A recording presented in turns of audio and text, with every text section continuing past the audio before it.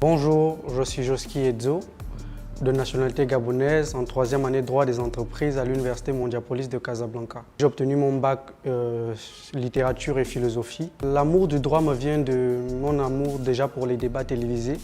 J'aime les confrontations, tout ce qui est confrontation avec les autres, tout ce qui est débat intellectuel, c'est tout ce qui me passionne. Déjà, je suis auteur de moi-même d'un blog sur Facebook, sur TikTok, d'une revue juridique que j'anime moi-même avec des recherches personnelles. Et donc, j'ai choisi de créer un contenu parce que j'ai vu que beaucoup de personnes dans la rue, bien qu'ils étaient intellectuels, mais n'avaient aucune notion du droit et de tout ce qui est problème de droit. Et je me suis dit, pourquoi pas prendre les réseaux sociaux et faire quelque chose de positif avec ce que j'apprends au niveau de l'université.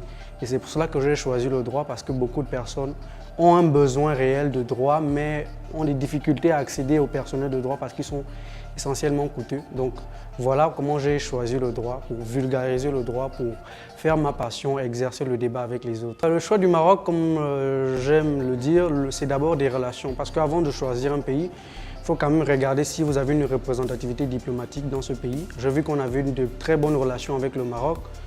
Et autant il y avait des Marocains au Gabon, autant il y a des Gabonais au Maroc. Donc c'est quand même une relation qui dure de très longues années. Et j'ai vu qu'il y avait une importante communauté gabonaise ici. Et aussi, là, j'ai regardé la ville dans laquelle j'allais. Je me suis dit que c'était une ville économique. Et la filière de droit que je devais choisir, ça devait être en rapport avec ce qui se fait dans la ville. C'est pour cela que je me suis orienté vers le droit des affaires et c'est pour cela que j'ai choisi le Maroc. Il faut aussi voir que le Maroc a beaucoup évolué en ce qui concerne le plan juridique, surtout le monde des affaires a beaucoup évolué au Maroc et donc le Maroc est devenu un élément essentiel dans l'architecture économique en Afrique. Et donc tous les pays sont en train de s'orienter vers le Maroc, faire le modèle architectural du Maroc sur le plan des affaires bien sûr.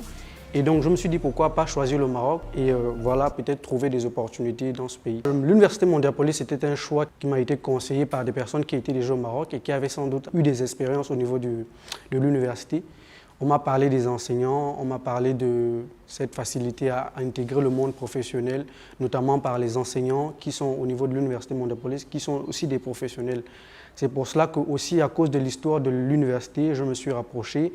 Et l'entretien que j'ai passé a été favorable à ma candidature et donc j'ai choisi de venir à Mondiapolis. L'excellence académique au niveau des enseignants, c'est quand même des enseignants qui ont quand même une certaine renommée.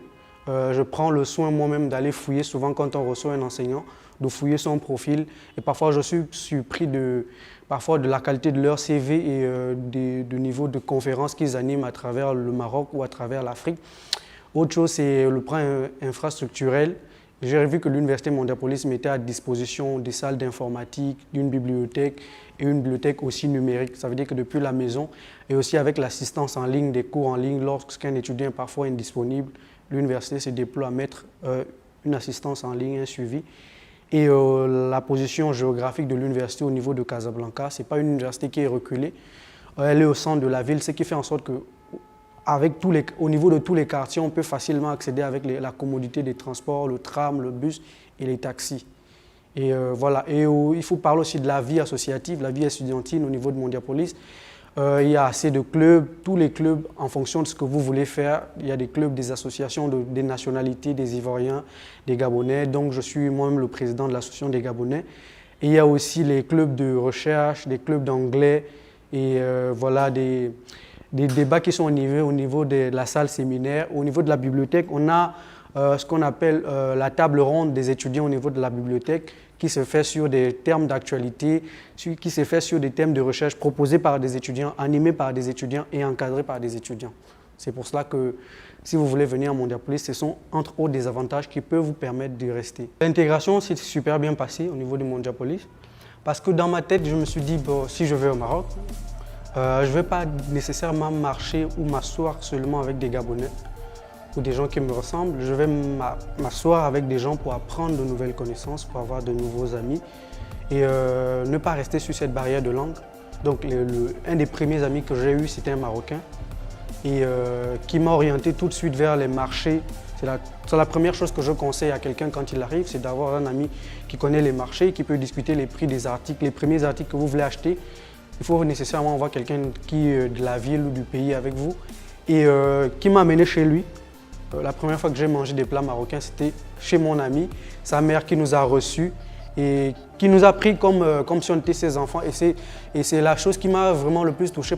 Et au niveau de, comme je disais, au niveau de la rue, il faut faire attention, il faut se mettre à l'idée qu'on n'est plus dans un autre pays, mais qu'il y a des règles à respecter dans chaque pays. La première chose à faire, c'est de respecter le mode de vie des autres, même si ça ne cadre pas avec nos habitudes quotidiennes. Mais il faut savoir que je suis chez les gens, je dois m'adapter à leurs habitudes, je ne dois pas faire ce qui choque les autres. Et je ne dois pas en fait, faire ce qui est ostensible à leurs coutumes, à leur culture, mais je dois plutôt m'intégrer et respecter les autres. Et si vous respectez les coutumes, les habitudes, la religion des autres, je crois que tout ira bien. Dans quelques années, après ma soutenance de mon diplôme de licence, et que je l'aurai validé, je vais réfléchir. J'ai fait 3 ans au Maroc. Je ferai le master de Mondiapolis, c'est un très bon master, donc je verrai si je dois rester à Mondiapolis avec les parents ou si je dois peut-être changer de pays pour aussi bénéficier d'une autre formation, d'une autre culture, c'est selon. Mais là, on n'est pas encore le choix. Mais dans quelques années, peut-être je me vois en tant qu'avocat, j'aimerais bien faire le barreau. Et j'aime également enseigner parce que j'aime partager des connaissances. Je suis quelqu'un qui n'est pas fermé dans le monde bureau professionnel, j'aime être au contact des gens. Donc j'aimerais bien enseigner, être enseignant d'université et voilà, être avocat et enseigner en même temps. Cherchez déjà à vous renseigner sur le pays que vous allez choisir, renseignez-vous sur les habitudes, renseignez-vous sur les mots comment ils s'habillent, comment est-ce qu'ils parlent, renseignez-vous sur ce qu'il faut faire, ce qu'il ne faut pas faire dans ce pays. C'est très très important.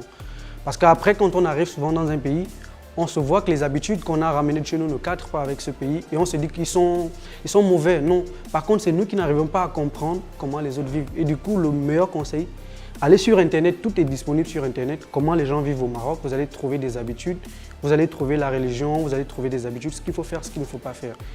Et l'autre conseil, c'est de regarder l'université que vous choisissez. Vous avez aujourd'hui sur Internet le classement des universités. Vous pouvez aller regarder, quand je vais au Maroc, quelles sont les meilleures universités dans lesquelles j'irai et qu'est-ce que les universités offrent comme formation, comme accompagnement, comme avantage sur le plan professionnel. C'est des conseils clés que je peux vous donner. Et ensuite, ne restez pas en autarcie quand vous venez. Ne cherchez pas à rester isolé. Cherchez à vous intégrer dans une communauté. Cherchez à vous intégrer avec les autres. Et dès que vous faites ces conseils, vous appliquez ces conseils, je crois que vous allez forcément réussir.